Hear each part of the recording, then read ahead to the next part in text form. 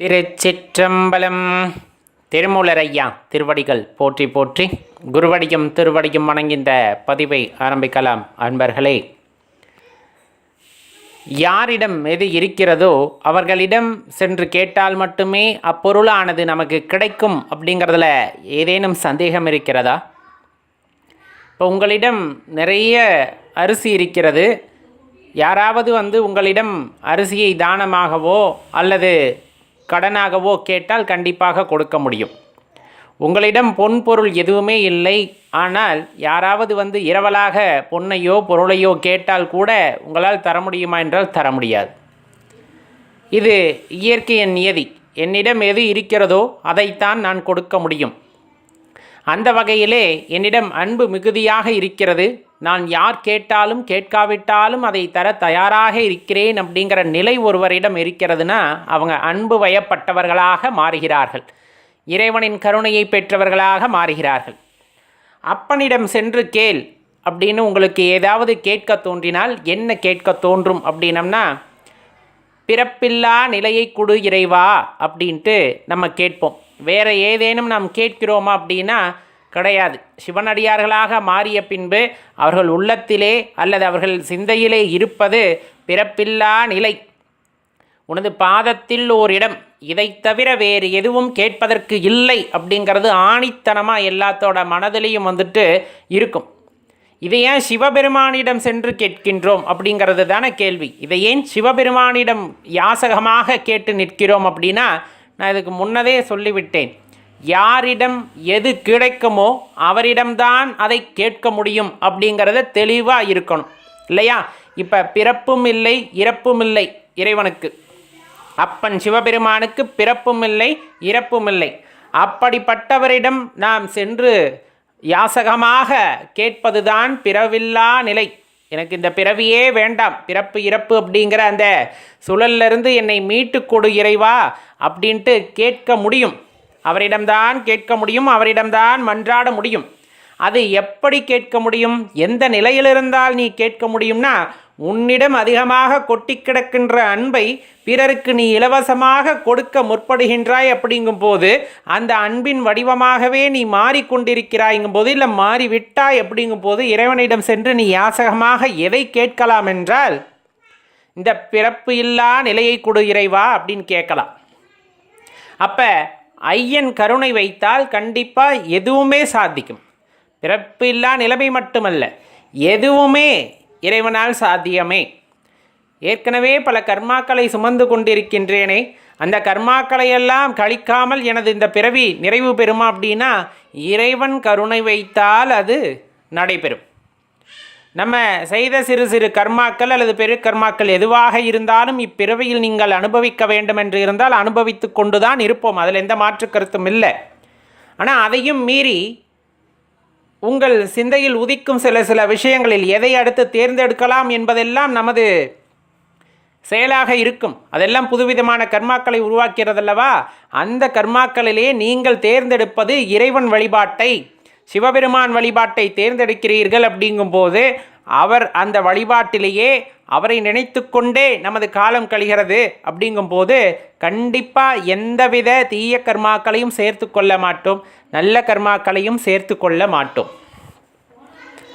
அதாவது பாவம் புண்ணியம் அப்படிங்கிறத பற்றி இப்போ நம்ம சொல்கிறோம், இந்த தீய கர்மா நல்ல கர்மான்னு சொல்கிறது.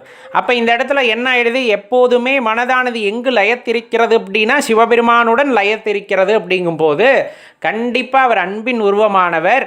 அவருடனே லயத்திருக்கும் போது இந்த இந்த உயிர் ஒரு இடமாக கொண்டுள்ள இந்த உடலும் முழுவதுமாக அன்புமயமாக மாறும் அல்லவா? அப்போதுதான் நமக்கு தெரியும் அந்த அன்பின் வலிமை அப்படின்னு சொல்லக்கூடியது. அதே போல் ரொம்பவே முக்கியமான விஷயம், ஒருத்தர் சரணடைந்து விட்டால், ஒருத்தன் தன்னை சரணடைந்து விட்டால் அவர்களை எப்பொழுதும் துறக்காதவனாக இறைவன் இருப்பார். இந்த சரணடைதல் அப்படிங்கிறது சாதாரண விஷயம் இல்லை, நமக்கு தெரியும்.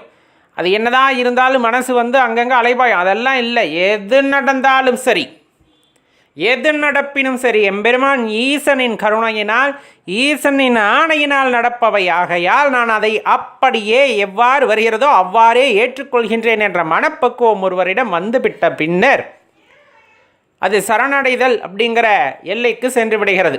எல்லாம் உன் பாதத்திற்கு, எது நடந்தாலும் உன் பாதத்திற்கு. அப்போ நான் இந்த இடத்துல வெறும் பொம்மையாகத்தான் இருக்கின்றேன், நீ என்ன செய்ய சொல்கிறாயோ செய்கின்றேன் அப்படிங்கிற மாதிரி நம்ம சென்று கொண்டு இருக்கிறோம் என்றால் கண்டிப்பாக அவர்களை இறைவன் துறப்பதில்லை, இறைவன் அவர்களை விட்டு நீங்குவதில்லை. ரொம்ப முக்கியமான விஷயம். இப்போ இந்த மாதிரி எல்லா பொருளுடனும்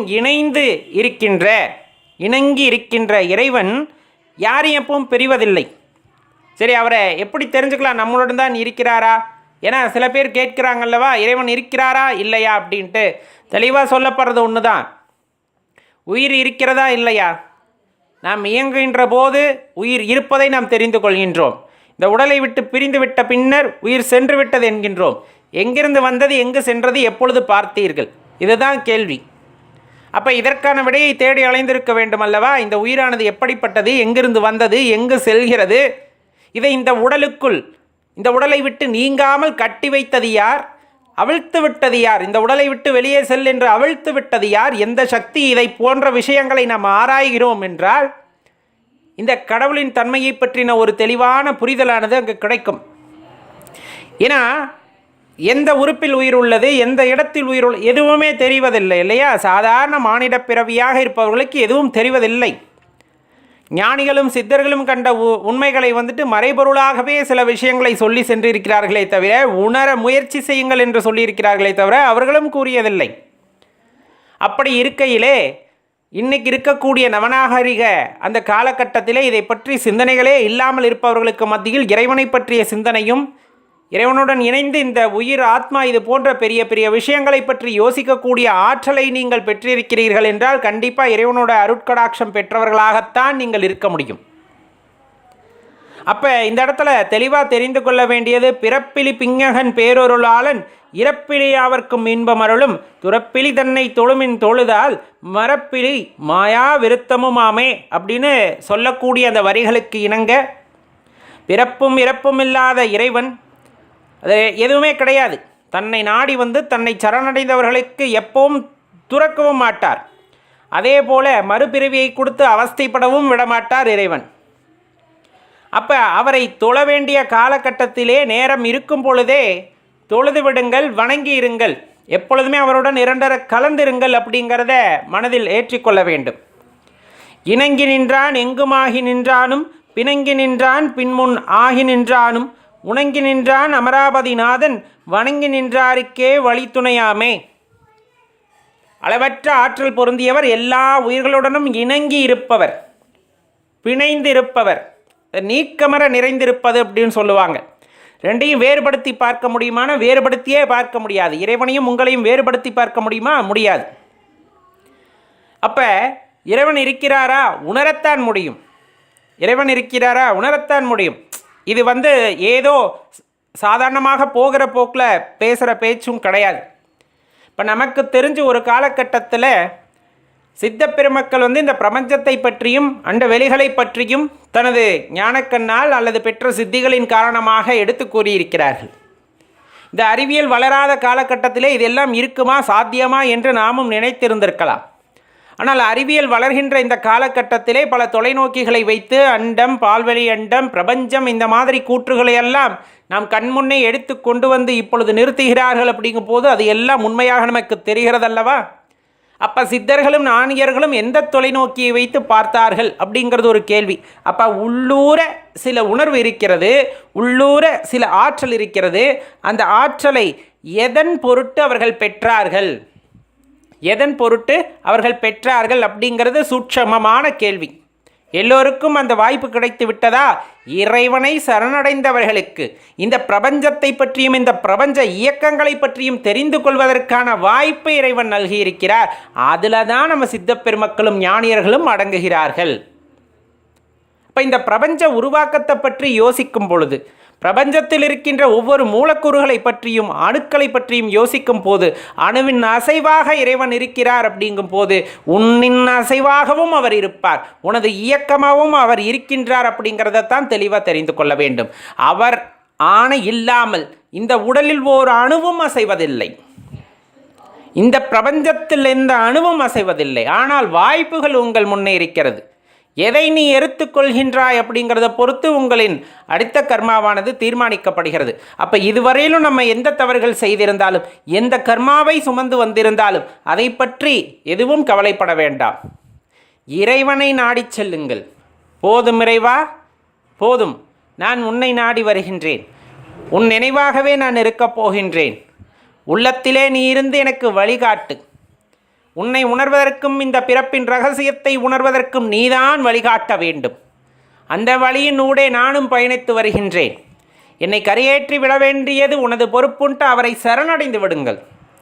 அந்த சரணடைதல் அப்படிங்கிறது பெரிய பெரிய விஷயங்களை சாதிக்க வைக்கும், பெரிய பெரிய மாற்றங்களை நம் வாழ்வில் கொண்டு வரும், பெரிய இடத்திற்கு உங்களை கொண்டு செல்லும். ஏன்னா நம்ம பிடித்திருப்பது யாரைன்னா அப்பனை பிடிச்சிருக்கோம். யாரை பிடிச்சிருக்கோம்? நம்ம அப்பாவை பிடிச்சிருக்கோம். அப்பா என்றைக்குமே பையன் சரிக்கு விழுகிறத விரும்ப மாட்டார். தலையை அப்படியே உடம்புல 2 தட்டு தட்டுவார். தப்பு செஞ்சால் தட்டத்தானே செய்வாங்க. இதை பண்ணாத அப்படின்னு தட்டுவாங்க. அது வழியெல்லாம் கிடையாது, நம்மை திருத்துவதற்கு. அப்போ இறைவனை பற்றி கொள்ளுங்கள். இணங்கி நிற்கின்ற இறைவன் எங்கும் நிற்பான், எங்கும் நிறைந்திருப்பார். அப்படி இருக்கின்ற இறைவனை நீங்கள் எந்த வடிவத்திலும் பார்க்கலாம், எந்த உருவத்திலும் பார்க்கலாம். ரொம்ப முக்கியமான விஷயம், எல்லா தேவர்களுக்குமே தலைவனாக விளங்குகின்ற சிவபெருமான் இந்த பிரபஞ்ச இயக்கமாகவும் இருக்கின்றார் என்பதை உணர்ந்து கொள்ளும் பொழுது, அந்த இயக்கத்திலே உள்ள ரசனையை வளர்த்து கொள்ளும் போது, அதை உணர முற்படும் பொழுது இருக்கின்ற இன்பமானது அநாதியானது. அன்பர்களே, அதை உணரத்தான் நாம் முற்பட வேண்டும் என்பதை தெரிந்து கொள்ளுங்கள். இது உள்ளார உணரக்கூடிய விஷயம், சொல்லி கேட்கின்ற விஷயமோ, கேட்பதிலிருந்து நாம் எதையாவது புரிந்து கொள்ள வேண்டும் என்று நினைக்கின்ற விஷயமோ கிடையாது. உணர்ந்தால் மட்டுமே உண்மை புரியும் என்கின்ற விஷயம். உணர முற்படுங்கள். ஓம் நம சிவாய.